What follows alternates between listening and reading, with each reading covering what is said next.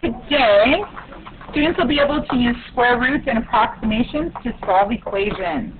So we're basically doing the same thing as Tuesday, only we're talking about imperfect squares other than perfect squares. So it's exactly, your worksheet actually looks exactly the same as Tuesday's. It just has, the squares aren't going to be perfect. And I want you to be able to continue to explain the relationship between squares and square roots. So wants to share with me the relationship between squares and square roots. So, square is square root. And then the opposite. I like that. So the square is the number, and the square root is the root to be able to get to that number. And vice versa. Good, so they're inverse.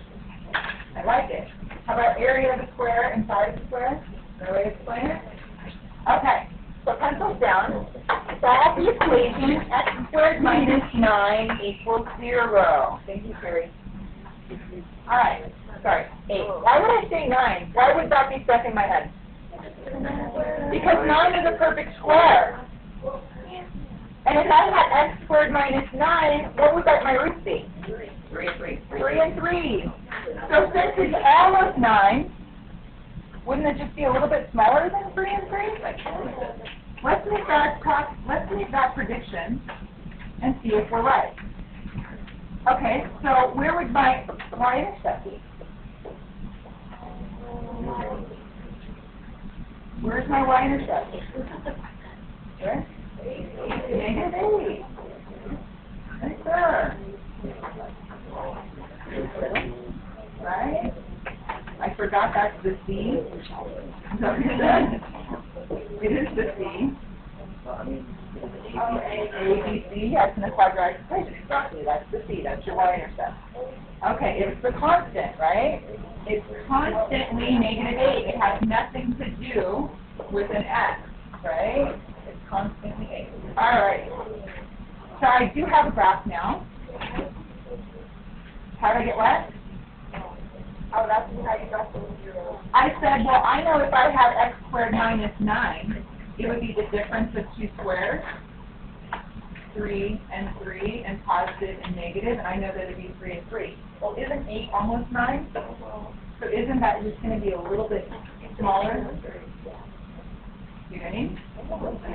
I'm going to tell you guys right now that that's probably going to be a bonus question on your test. It's going to be something about approximating it just by explaining it rather than solving it. So is this a number for I can't answer questions when everybody's asking me questions at the same time. Nobody wants to ask me questions? You all have a lot to say right now. What is it say? I don't know. I'm scary sometimes. Yeah.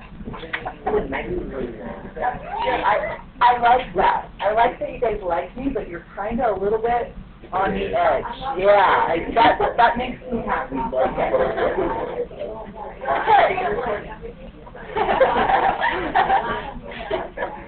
Makes me happy. Okay, so we're recording, people.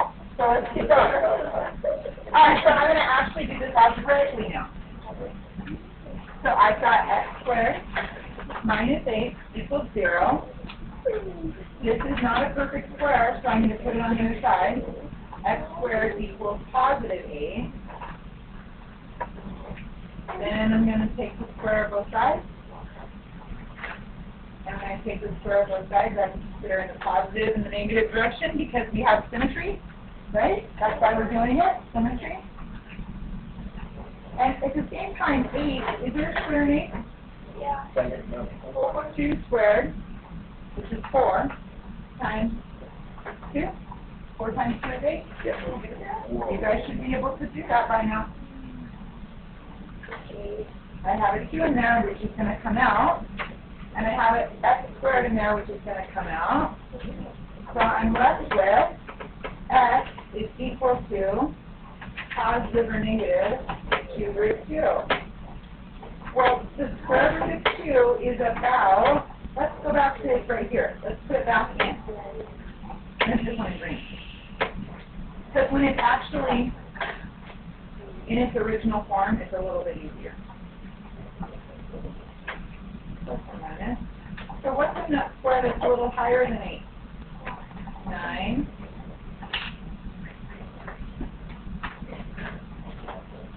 Hold on. I'm realizing that I have this estimation right here and I'm not even using it. Okay, so if x is equal to plus or minus the square root of 8, and 8 is a little bit smaller than 9, and the square root of 9 is, why is everybody talking? Why am I having to talk over you? That's it. Let's make it 5, and you can earn it back. Okay, so what's a little bit smaller than 3? 2 point what? 2.9. So x is equal to plus or minus 2.9. I wouldn't say equal, I would say it's about, approximately. Wasn't that our guess from the beginning? Simplify if x equals plus or minus 2 root 2. Why am I doing what? Well, this is an x squared, so it's 2x. There's two solutions to this, right? One in the positive direction and one is, it all comes together. All ties in. Right, Sarah? I like this. We don't just do it just because, I'm not giving you a worksheet full of a bunch of these, right? I'm trying to get you to Learn. see what you are doing right here. What are we doing when we solve? What are we doing? We're finding the zeros of a quadratic function. We're finding the zeros where it crosses the x-intercept. The x-axis, right? That's what we're doing when we do this. It's just another way of doing it. So how many different ways have we learned? Let's name them. Graphing, square rooting, well, algebraically is factoring. We did factoring and we did square rooting. And now we're doing square rooting imperfect squares, right? Which you can almost do, make them squares and then get real close if you really wanted to. Right? I would totally accept that on a test. I'm going to do it with this one. I'm going to approximate it. Okay, before I even do it. Watch this. Watch. What could I change that to make it where it would be a little bit closer? I'd make it 64. Or 81. Right? So 4x squared, let's do it over here. And then we do have enough time so I did the other question. So if I said, I'm going to pretend that this is 4x squared, you guys have 64 better than the 81 because I think it's right in between. Yeah? 64 equals 0. This is the difference of two squares, which is 2x and 2x and 8 and 8 and plus and minus. So how do I solve that?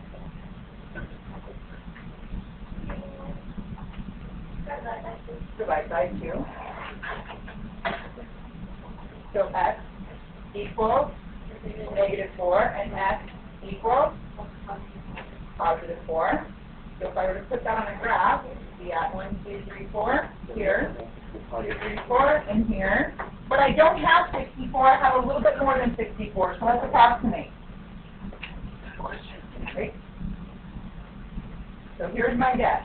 Here's my approximation, Mr. Green. I'm going to say x is going to be, if this is a bigger number, it's probably going to be a little bit more than -4.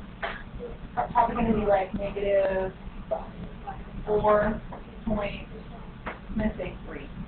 I'm going to say 5, 4.5. And this is going to be x is equal to, I'm going to think about 4.5. Yep. That's what I'm going to say my guess is. See how I do that?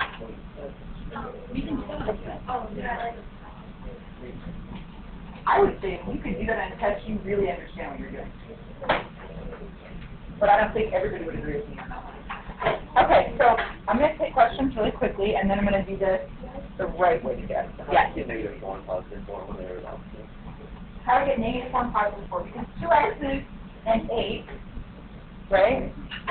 So if I don't want two x's, I want one x, so I divided both of them by 2. So that x equals 4. That's the negative word.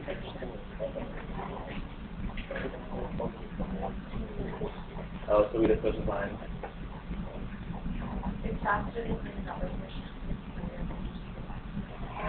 You could do that, or you could just say, I'm going to divide by 2 is 4, I'm going to take the opposite sign, make it 4. Well, Whoa. okay. Okay? I've shown you guys the actual time. Yeah. You know, but it messed up, the light didn't go on, so now the light has gone on. For some of you? Good. Okay. Alright, so I'm going to solve this. This is not a perfect square, so I'm going to move it to the other side. 4x squared equals positive 72. I'm going to go ahead and take the square root right now of both sides. I might as well, because I don't think 4 goes into 72 evenly, does it? I don't think it does. So, do you want to divide it, or do you want to take the square root of both sides? Divide it? Okay. So 4 goes into 72 18 times? Yeah. So x squared equals 18. Are we sure? If I divide 72 by 4, is it 18? Yeah. Okay. So now I'm going to take the square root of both sides in both directions, positive and negative. Can I go ahead and make squares right now? 18 breaks down to 9 times 2. So 3 squared times 2. The 3 is coming out. The x is coming out. X equals plus or minus 3 root of 2. Let's go back to this one and approximate from this one. I'm going to approximate from this one. Okay, square root of 18. It's not quite as big as 25, but it's bigger than 16. So what would you say it is? Isn't that what I got? By just thinking about it?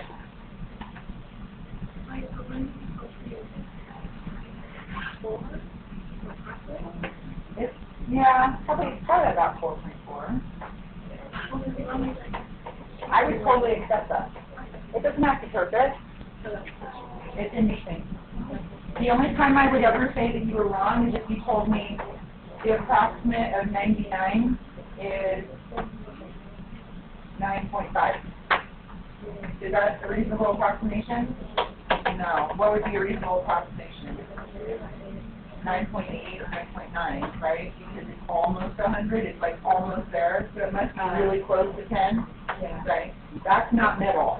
That's way over here next to 100. Nice call, Lucas. You got Lucas with the I didn't know you were shishes. Is that a point off? It is a point off. You're welcome. Thanks, Lucas. Thank you, Lucas. Oh, never mind. Yeah, never mind. I don't like it. Okay, question. Now, if you on a test, I wouldn't want you to write all this out, because I would still be doing algebraically, right? I'm saying on extra credit, if you could explain that in words reasonably, I would think that would be something that I would like to see. Yes. Yeah. I wouldn't want you to do it. I would want you to explain how you would estimate the root without any algebra. Yes.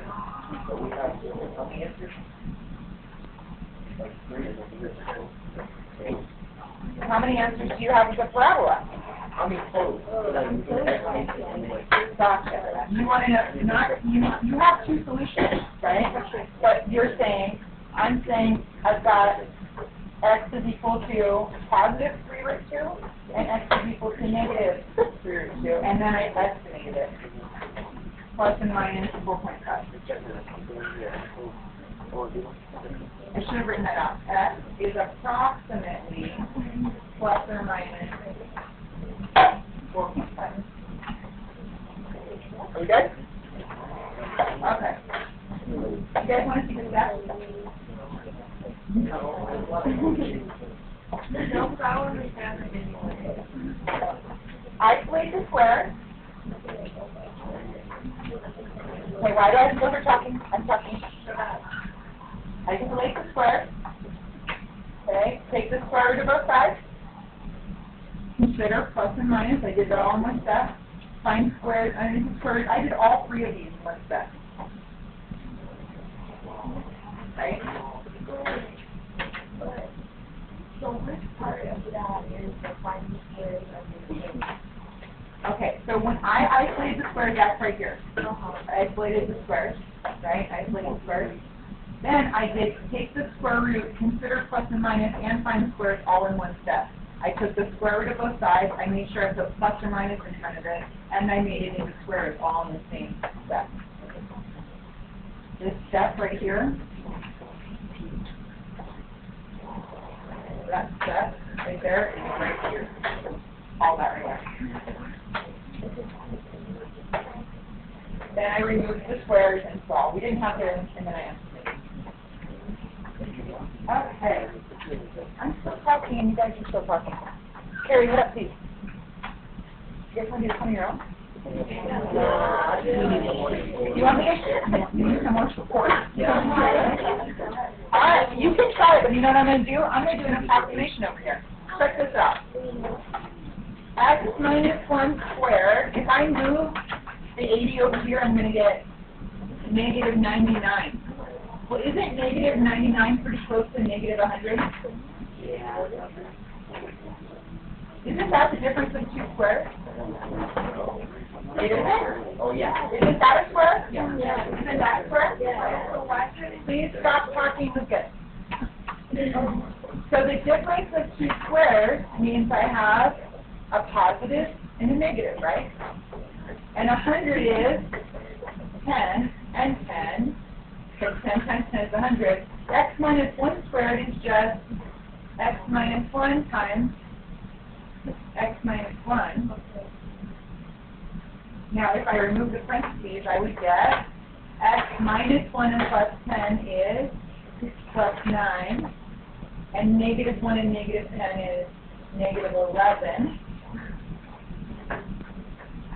So negative 9 and positive 1, those are my estimates right there. Positive 11, thank you. And if I were to graph that, I would have 11 and negative 9. And negative 99 is a little bit less than 100. So I would say it's going to be a little less than negative 9, so negative 8.9. And a little bit less than 11, so like 10.9. There's my approximations right there. And you guys do the work and see if you get something close to that. Oh, cool. Yes. Why do you sometimes there's 81 or Because if I subtract 80 from both sides, I get negative 99. So it's really close to 100. So when are you estimating? Wait. Oh, yeah. Yeah,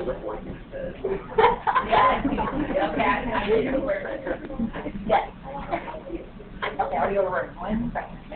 So I'm going to say about 8.9 and about 10.9.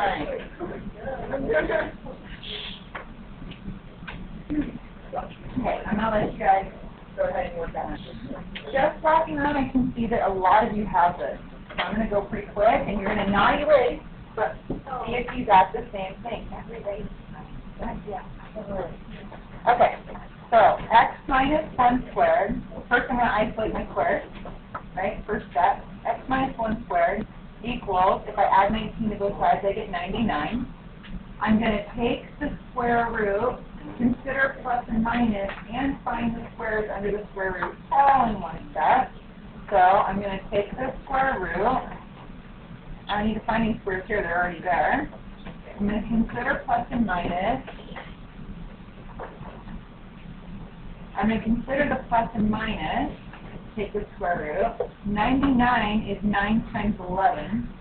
9 is 3 squared times 11. So I've got a square here, and I've got a square here. So I'm left with x minus 1 equals plus or minus 3 root 11. I don't want to know x minus 1. I just want to know x. So I have to add 1 to both sides, and I get x equals 1 plus or minus 3 root 11. I'm going to go back and approximate from here, because if I would have took the square root of both sides in this step, I would have had the square root of 99. So that's what I'm going to do. So I'm going to say 1 plus or minus the square root of 99. Well, the square root of 99 is almost the square root of 100, which is almost 10. So 9.9.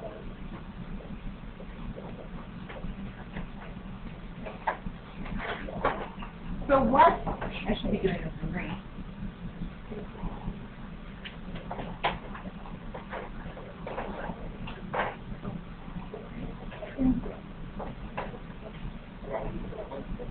Okay, why do I put 1 plus or minus? Because I'm going to go 1, I'm at 1.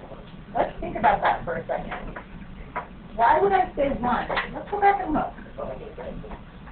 I don't know if you can.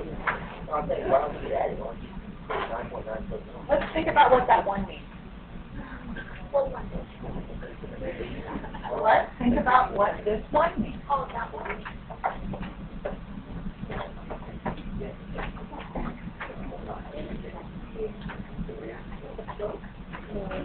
Not 12. Not your 0. Almost your vertex. This is perfect. I love this question. Love it, love it, love it, love it, love it. It's your axis of symmetry, but why? Can somebody talk at your table? Why is this your axis of symmetry? If you're legal, we're not going to when should I do that?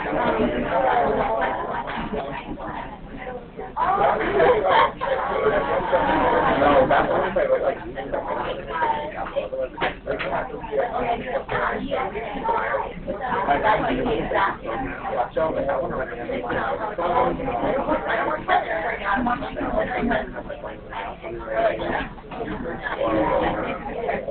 Okay, in 5, 4, 3, 2, 1. Does anybody have an answer for me? Wait, that's what, oh, wait, yeah. Jaya? Okay. Hold on, I want to hear what you have to say.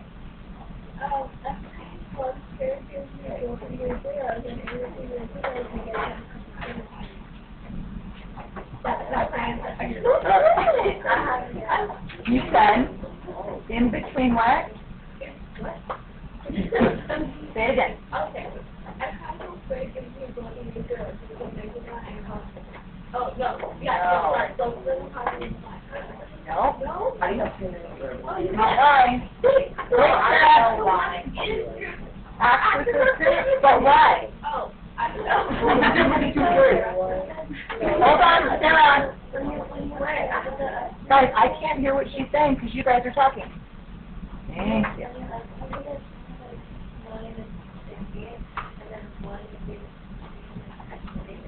You're absolutely correct when I estimated, but just looking at that, right there, just looking at it, why is my axis of symmetry at 1?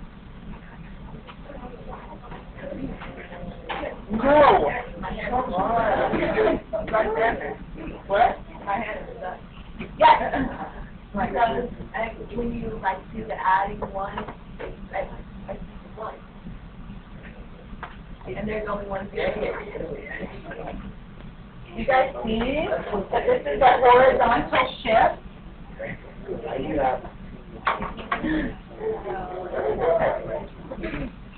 No, that's not what she said. I want you to hold on. I've got you right there. I really, now consider what we're talking about here when I say 1 plus or minus 3 root 11. So I'm starting at 1 and I'm going in the positive direction 3 root 11, and in the negative direction 3 root 11. That's what you're really doing, right? So how does that make you? Wait, so what is your axis of symmetry 0? No, your axis of symmetry is 1. You're going to start at 1, and you're going to move it this direction, 9.9, and you're going to move in this direction, 9.9. That's why it's plus or minus. It all makes sense. It's not just this silly little figure that we like to play with your head, right? It has meaning. I love it. So let's talk plus or minus. Can I have you guys? I know you're excited. Look at, I'm going to move you. So 1, I still see 4 minutes and it's not going down. You have how many minutes to get it back? No. We're not going to waste time figuring it out, right? Okay, so I'm saying 1 plus or minus 9.9.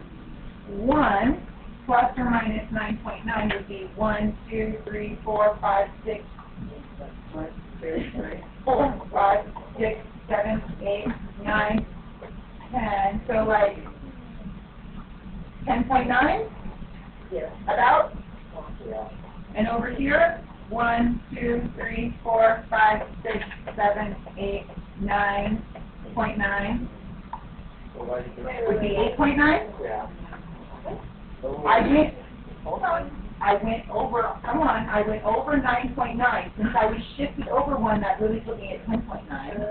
And since I'm going in this direction, 9.9, I was already over to the right, so it put me only about 8.9.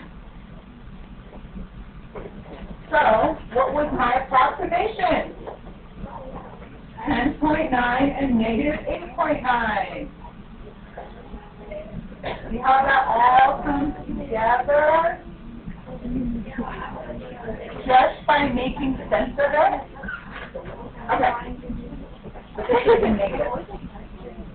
How are you guys feeling? Thumbs up, thumbs down. I should probably look at you. Thumbs up, thumbs down. I need everybody. Look at thumbs up, thumbs down. Okay. Can you guys do that one for me, please? Yes. Hold on, I'll be right back. So ultimately, where is our axis of symmetry? 3. And then we're going to add a little bit, and we're going to subtract a little bit from our axis of symmetry, right? So I would add 2 to both sides.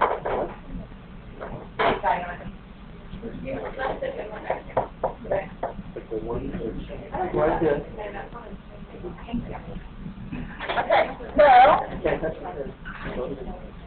I would say 4 times not absolute value, the quantity x plus 3 squared equals 20. I could take the square root of both sides at this point because I squared, but it's not going to give me any free number, right? If I divide by 4, I'm still going to have a whole number, so I might as well do it. So if I divide both sides by 4, I get 5.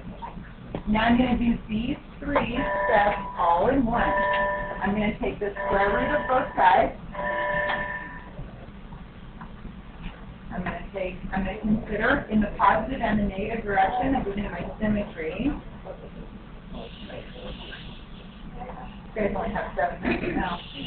X plus 3 is equal to plus or minus root 5. X equals negative 3 plus or minus root 5. How much is plus or minus root 5? Well, root 5 is a little bit bigger than root 4, which is 2. So it's between 2 and 3? 2.2? So I'm going to say that x is approximately negative 3 plus 2.2, goes in the positive direction, and x is approximately negative 3 minus 2.2. And sometimes that's easier to see on a graph.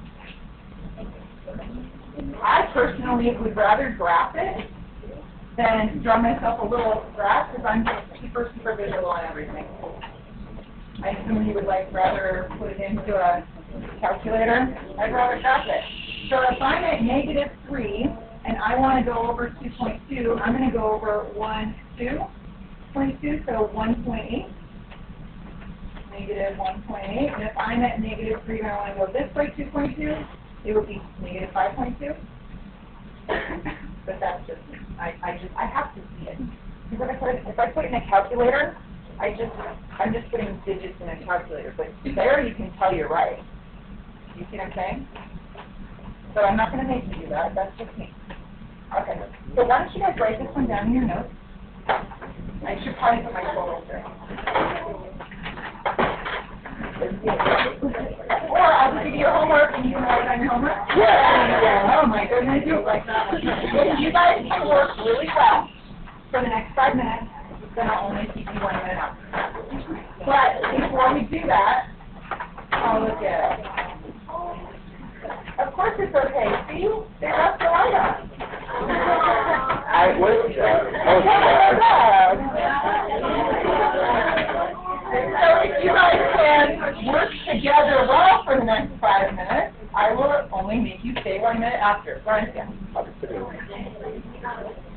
Okay, I'll come over in a second. All right, I just want to close your... I'm so proud of myself that I got so close to today. All right, so what did you learn today? You never get to it. Most of my classes I got to it today. So, We learned square root. why do we use square root? For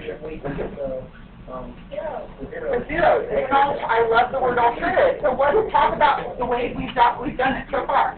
What was the first way we found zeros or solutions or x-intercepts? We graphed it. What was the second way we did it? We factored it. What's the third way? We used square root, right? So lots of different ways. Okay, so you don't have your homework back yet, so we're not going to do this one, but I would like you to get your yellow one out and do a circle map. Your yellow sheet or your gold sheet. I'd like you to do a circle map. Look at the back wall and tell me what circle maps do. They circle the map. What do we use the circle map for? No. To define it. So can you start defining parabolas for me?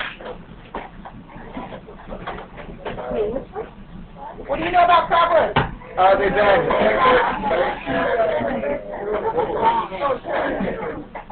I heard another word. They have a vertex.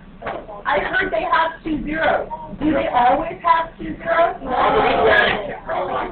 Sometimes they have 1 zero. Like this. And sometimes they have no zeros. They have them in and not. Look at all the stuff you guys know. They're symmetrical. Always. Always. I love that. Keep going. They're They're on a graph. They're open. They're open. They have arrows. They have arrows. They go on for, oh, look at that. I never said that. No, you said I said they never end. You never end. Now, I'm not going to support that type of attitude in my classroom. Get out. Never ends. Damn, those All right, you guys are good.